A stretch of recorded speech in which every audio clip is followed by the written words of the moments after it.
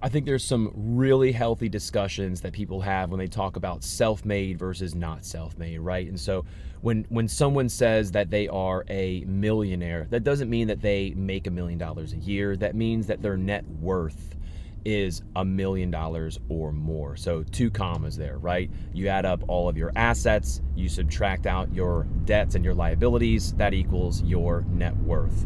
Some, friendly debate on Twitter about do you include your primary residence or not. But at the end of the day, the simple equation is assets minus liabilities equals your net worth. And so if you are trying to become a millionaire, if you are a millionaire, I hope and pray that you were self-made and that you worked hard your whole life, your whole career to get to that point. I hope that you lived below your means and that you demonstrated the financial behaviors either through business or through dollar cost averaging or through buying real estate or businesses.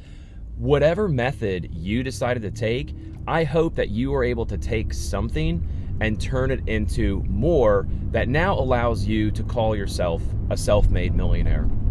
My wife and I are blessed to be in that situation as well. But what I just want to share is that as I was, getting ready this morning to go about my day, I was just thinking about what does it really mean to be a self-made millionaire? Because on many definitions, I humbly but proudly call myself in that category. But we need to remember that my bottom and my wife's bottom of where we started, to where we are now, it probably isn't the same as someone else's bottom. And what I mean by that is, sure, we're self-made, but I wouldn't have been here going back a few generations if my grandfather would have never left Germany. My grandfather left Germany, wasn't liking what was going on over there at the time, came over to America, became a citizen by doing 3 years in the Army, and then he brought his wife and his oldest daughter, my aunt, and then my mom was born in Pennsylvania.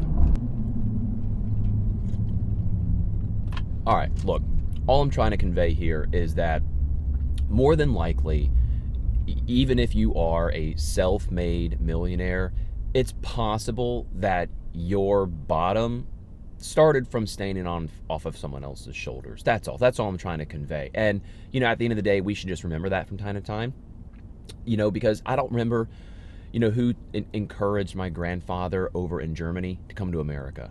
I don't know who told him to join the Army to become a citizen. I don't know who told him to become a laborer at a swimming pool construction company. And I would even argue, arguably most importantly, I don't know who mentored him and said, hey, go start your own business. Why don't you own a business, right? Much like many immigrant families in America, the husband and wife work as a team. And so my grandmother worked basically as the office accountant paperwork person in their home office as they, built pools around Maryland. And then they retired to Bradenton, Florida. And I was raised in Florida my whole life. And so, at the end of the day, my mom's inheritance was raising 4 boys in America. Who can argue with that, right? What an amazing accomplishment. How proud my grandfather must have been. So for my 3 brothers and I to take all of that has come before us and to be losers, to squander it, to not be efficient with our day, to not be good citizens, to not be good husbands, to not be good dads, to not be good people, good friends, like good faith-based, God-fearing Christians. I'm Catholic. Like, how rude would that be? So at the end of the day, I'm very proud to know where my wife and I have come from and where we are today. But you just got to remember, are you really self-made? You probably are, but you just got to remember where you came from, and you have to remember whose shoulders you're standing on that allow you to make such a proud statement.